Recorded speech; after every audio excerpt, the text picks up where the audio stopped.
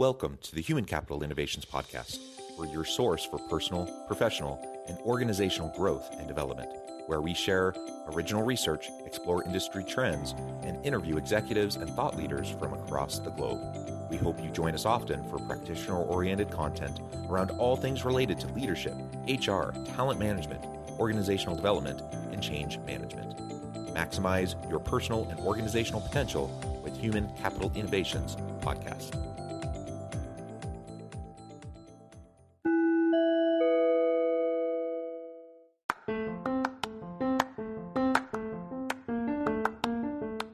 If you enjoy the Human Capital Innovations Podcast, enjoy ad-free listening by going to the Patreon page, and please consider contributing even at the producer or sponsorship level. And please leave a review. Thank you for your support.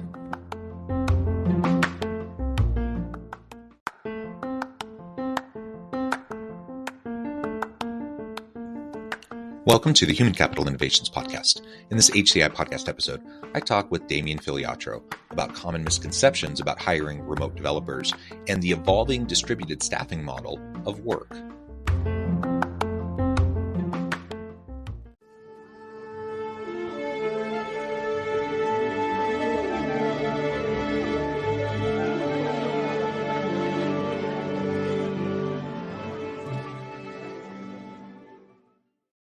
Damien Filiatrault, welcome to the Human Capital Innovations Podcast. Thanks for having me, John. It's a pleasure to be with you today. You're joining us from Northern California. I'm south of Salt Lake City in Utah. And today we're going to be talking about common misconceptions about hiring remote developers and employees, how we can work with remote staffing in our agency model, and a variety of other related kinds of topics. As we get started, I wanted to share Damien's bio with everybody. Damien is the founder and CEO of Scalable Path, a software staffing agency that matches leading companies and startups with vetted remote software developers. Previously, he headed PHP development at Solution Set, a multi-channel marketing services company, where he spent 5 months managing a team of developers in Goa, India. Damien has held sales and marketing positions at notable San Francisco technology companies, including Evite and CNET Networks. Through his work at Scalable Path, Damien has championed employment equity for software developers across Latin America. He also cares deeply for the environment and has pledged 10% of all Scalable Path's profits to climate change research. He holds a BA in geography and a Bachelor of Science in Computer Science from UC Berkeley and San Jose State University, and is passionate about software development and agile processes. It is a pleasure to have you. Anything else you would like to share with me or my audience by way of your background or personal context before we dive on into the conversation? No, that was a pretty thorough background there. Well, good. And you do have great experience. I'm super excited to chat and just to pick your brain. And I appreciate you taking time out of your busy schedule to meet with me and to have this conversation. So as we get started, tell us a little bit about your work building a network of freelance software developers more generally, and then we can zoom in a little bit. I started Scalable Path in 2010. I had just spent 6 months managing a team in India, and had dealt with some of the challenges over there. There, of course, the time zone issue. I'd find myself up in the middle of the night trying to communicate with my colleagues in San Francisco. And there were some cultural challenges managing a team there as well. And then I came back to the United States and started working with some developers in Argentina. We eventually split off and became Scalable Path. And initially, we were just a small web development company, but we started seeing a few years into what we were doing, what some of the bigger players like TopTal were doing, and building sort of this network or a platform for staff augmentation. And I had built some very large developer communities for Autodesk while working for an agency in San Francisco, Solution Set, which you mentioned. So I felt very comfortable, and we had the the developers, in-house to do it. And so we started building this really robust platform where developers from all over the world could create profiles and share what their skills were and all other sorts of things about themselves that can help us match them with client projects. And we kind of grew organically from there. And today we have 25,000 plus profiles in the platform, and we've placed over 500 developers, and some are marketers and designers and project managers, but really development is most of what we do, and with over 300 clients. So it's a little background on that. Yeah, that's fantastic. And in this new world of work, we need more access to these sorts of freelance networks to match talent up with the organizations that need the talent. And so freelance software developers, that's one niche, right? That's one segment of the type of work that we might try to get contingent contract freelance workers to fill the gap. But there's a bunch of things, right? And one thing I've seen so all of this existed pre-pandemic. Certainly there were freelance software developers pre-pandemic. There were networks for this to match people up pre-pandemic, but it's just been accelerated so much. And there's just so much more of this, people hanging out their own shingle, trying out the gig economy, trying to do the freelance or the contingent work model, doing the remote type of work and distributed work teams kind of model. And I think all of that's fantastic. I love the idea of just the equity around, breaking down the geographical barriers of the traditional office space that allows anyone in the world from any background, any socioeconomic status, any gender, race, ethnicity, whatever, if they have the skill set, they can work for you and help you accomplish great things in your organization. I love that freelance work, and in this specific case, freelance software developers and your team trying to match them up with organizations. It's just so great that we're able to have that in the modern world of work. And I think as we move into the future, that's only going to become more and more common. And so we need to learn how to do it well if we hope to tap into that great talent source. Yeah, there's a lot that we're all learning about it. We have been working remotely from day one since 2010, and the pandemic definitely did, shifted into overdrive.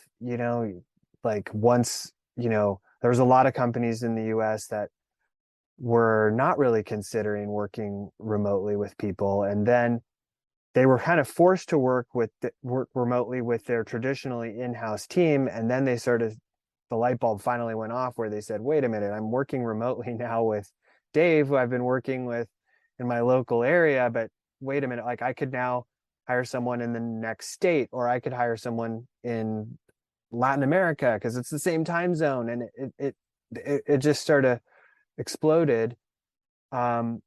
But like we also, with so much more attention on it, like we're learning things. Like we've been doing this for 12 years, but there's so many new things that are happening. Like how do you, track performance? There's a lot of issues coming up around that we could chat about if you want. Like, what's too far? Like should you be taking screen captures of people's screens and tracking their mouse and their keyboard? I don't think so. Should you be tracking how much they got done in a month of work? You let them know what they're going to be judged upon, how their performance is going to be analyzed, and then look at it a monthly basis. How much did you get done? Yes. You need to have performance metrics as a company, when you can't just say like, did that person come in at 9 a.m. and leave at 5 or 6? Are they working? Like, you don't know. So you have to, you don't want to be up in their face like Big Brother every day, but you also can't just, completely turn a blind eye. You need to make sure that people are performing and overall evaluate on fair predefined metrics.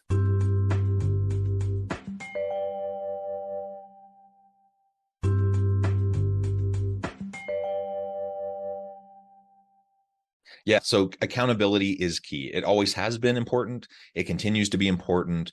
And how we frame up that accountability and how we track it and measure it and what the KPIs and the OKRs are Yep. and all of that, right? We have to be thoughtful about all of that. But I completely agree. The whole butts and seats kind of approach to performance management has always seemed utterly ridiculous to me.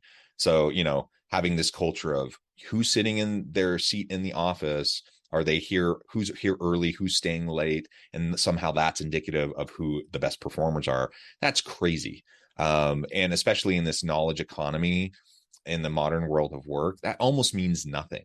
And Mhm. that's been something I've been grappling with for my entire career for the last couple of decades. And it just always drives me nuts. And so certainly during the pandemic, it pushed leaders to get outside their comfort zone in terms of, like they're managing by walking around, kind of an approach that many leaders and managers might have had in the past, which is a super, frankly, lazy way to manage and lead people and to assess performance.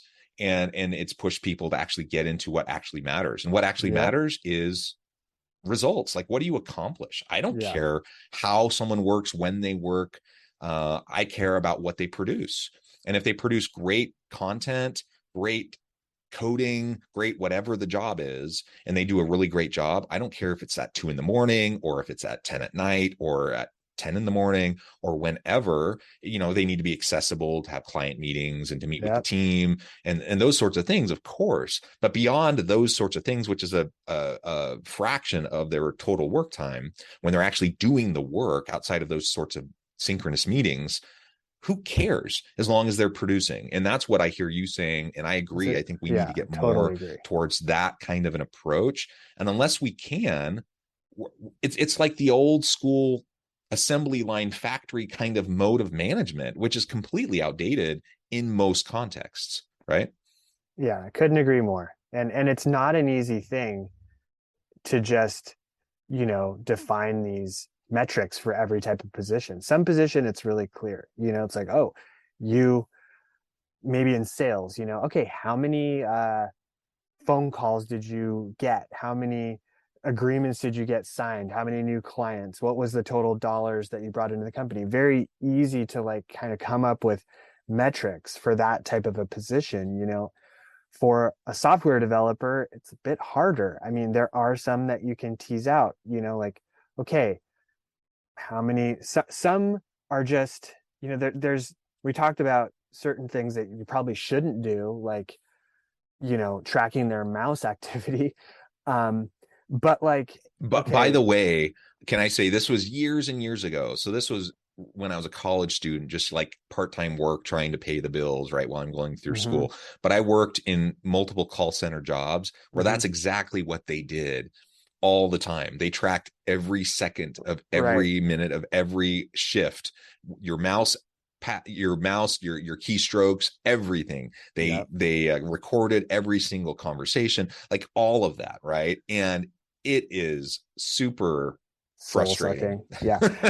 Yeah, I mean, and I don't know that industry, and there might be certain jobs like a, don't take this the wrong way, but like if you're in a call center and maybe there are certain jobs where that might be necessary. I don't know. And maybe I I will shouldn't go say from there, but experience that was overboard, even in it a call was center. even in that one. Okay. Yeah. I mean, it should be, if maybe they couldn't track, maybe they didn't have the tooling in place to actually track like how many calls you did and what was the resolution of those calls. Were the people satisfied? Because I always hang up when they say, oh, you're going to be asked a brief survey after this call to see how the person did. You're like, whatever, I gotta go. But um, anyway, with developers, there's sort of a spectrum of things that you might want to track, and there's things that you shouldn't track, in my opinion, and there's things that you might track, but like don't it's part of a bigger picture. Like, yeah, how many times did you commit code this month? Is that the pure indication of the quality of your work? No. How many lines of code did you write? Okay, these might help you catch, you know egregious abuses, like, okay, this guy's not even doing anything, we got to let them go, but like, okay, if the person, didn't write a ton of lines, that doesn't mean that they weren't thinking for, like, and then writing an elegant solution, or you know it's got to be part of a bigger picture. And one metric that I would love to be able to track, which is like in an agile, I don't know how into the software world you are, but there's, in the agile methodologies, there's usually a concept for each task that a developer is working on is a number of points, and it usually follows like a Fibonacci sequence. Like it's either like 1 or 2 or 3 or 5 or 8, or it kind of grows in that series by level of complexity. And if you can agree as a team, like, okay, this task, and come up with accurate point scores for the tasks that people are working on, and then at the end of the month you could say, yeah, you completed this many tasks and you logged this many points and you logged this many hours. Like, okay, that's a really good sense of a developer's productivity, but it has a lot of dependencies that you have to have in place as far as a good estimation of points and good time tracking and etc. But that would seem like a fair metric that would be really trying to get at the productivity of an individual. So, and there's some jobs that are even much harder than developers to come up with a metric for, like marketing. I guess, new leads or, website visitors or something, but right. Some jobs just, it's hard. And so it's hard. We're learning, as I think, as a business community, like how to navigate some of these new issues that have come up because of this move to remote. And that's what I'm interested in these days, just like trying to figure out that performance piece, the culture piece. And something that stuck out as you were describing some of your frustrations around some of these sorts of things is what does it say about the culture of the team and the company if we're big brother monitoring everything, and essentially micromanaging everything, right? It means there's no trust. And when there's no trust, people don't perform at their peak levels, and they're not engaged. They're not going above and beyond.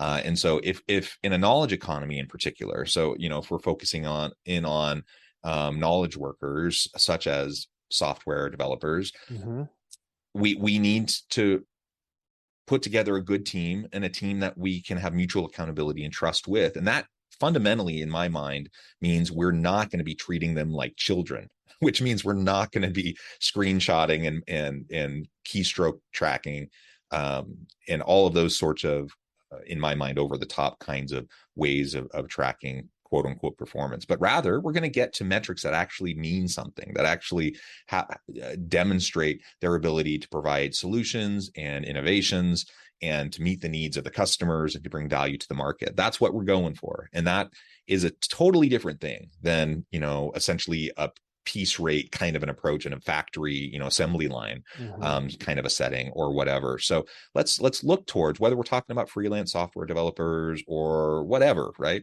Whatever type of job, let's look for ways that we can develop mutual accountability and trust with our team, identify good objectives and metrics, track those, and then provide performance conversations, coaching, mentoring to help people perform at their peak levels, at their potential. And if we can do that, we don't need to be in a physical office space together to do that. We can be, but we could also be distributed and remote and be just as effective. I'm completely convinced of that.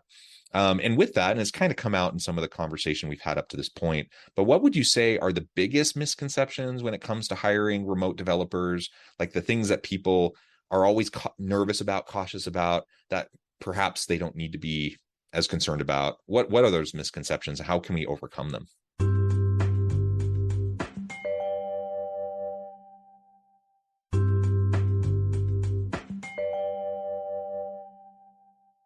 And I just want to add one more thing to something you just said about, that performance tracking topic and trust. And it's just that the dynamic that, knowledge workers and developers, they're in demand, right? And I think as a company, if you don't provide a environment that people enjoy working in, they're going to go somewhere else. So, you could debate whether it's right or wrong or fair or not, but the truth is that the people that work for your company have a say in where they work too. And even if you're like, well, no, I'm convinced that, you have to track every second of your work and that's just how it is and that's totally fair. Well, might say, well, I don't want to. And for better or for worse, and you might lose people that just, and we could spend hours debating what is correct and incorrect as far as tracking, but there's just sort of this gut feel that people are going to go Right. with and what's going to make them happy, and it matters. So it totally matters. You're absolutely right, because they're going to vote with their feet. And yeah, ultimately, if they're not okay with it, they're going to leave, just like you said. So attracting, retaining good talent, whether it's software developers, whether it's freelance or part-time or full-time staff in your organization, whatever it looks like, you're only going to get people if they want to be there. And so whether you agree with it or not, it's a super important point, regardless of all the debates that can happen around this, whether you agree with it or not. Ultimately, that's what employees in the labor market is demanding. And so we got to respond. Yeah. So misconceptions about hiring remotely. I think one thing that comes to mind is, back in the 90s when outsourcing sort of started, it it was a different thing. It was like this, India comes to mind, where, you had this very separate organization and you had a project and you might write up some specifications and throw it over the fence, and then maybe it came back after a while and maybe it was right, and it did well, or maybe it didn't, and it was like this. Our first foray into this world, especially in software, was not great. It we started learning that, and it's not just all about freelancing. This was also just with in-house employees, that model of just like defining everything up front, like the waterfall method of, which makes sense if you're building a 747, but if you're building software, it's probably better to just define the first little bit of it and then try to get that out, in a month and see where you are, and then get some feedback and keep adjusting. And, that requires talking every day, communicating every day. I'm still a proponent of the daily stand-up. I want asynchronous to work. It can, I think, with a really mature, gelled team, but like for people that are just getting together and to start a project, I do think that daily scrum, that daily stand-up as a catalyst for communication is really important.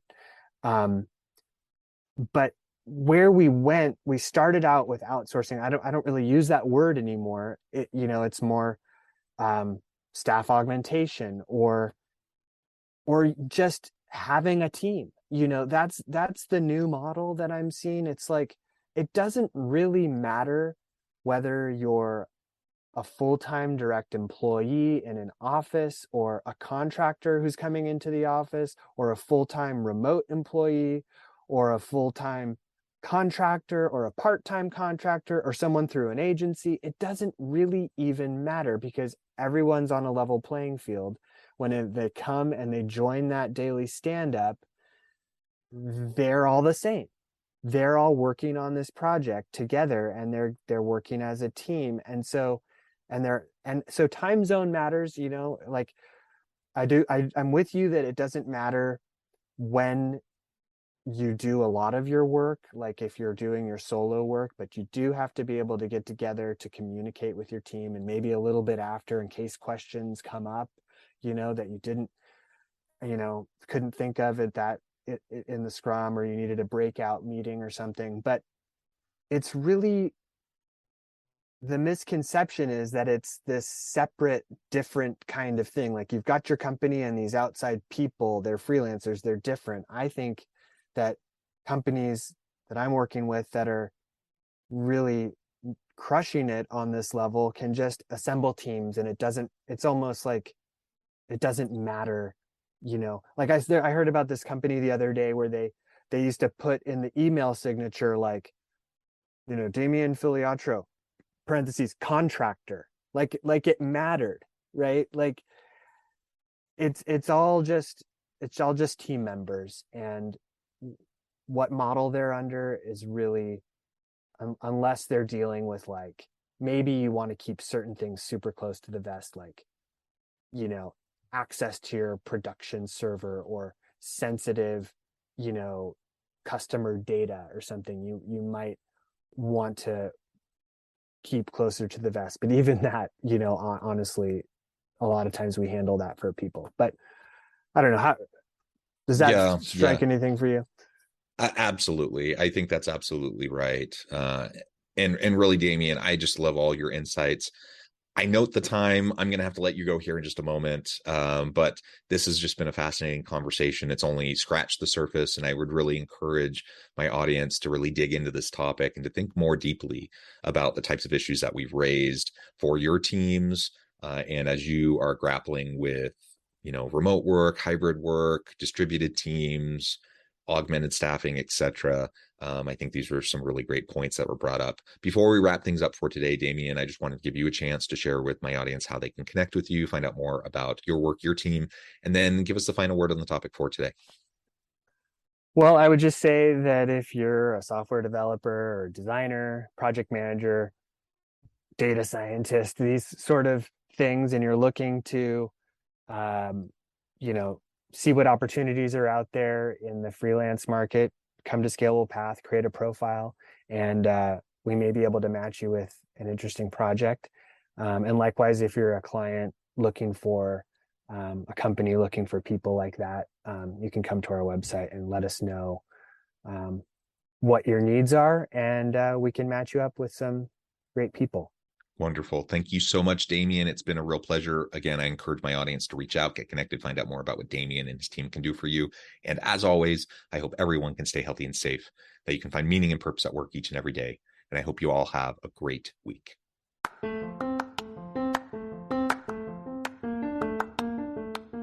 you enjoy the Human Capital Innovations podcast? Enjoy ad-free listening by going to the Patreon page. And please consider contributing even at the producer or sponsorship level. And please leave a review. Thank you for your support.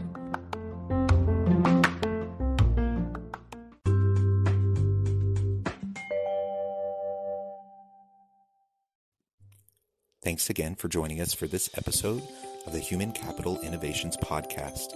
I hope you stay healthy and safe and that you have a great week.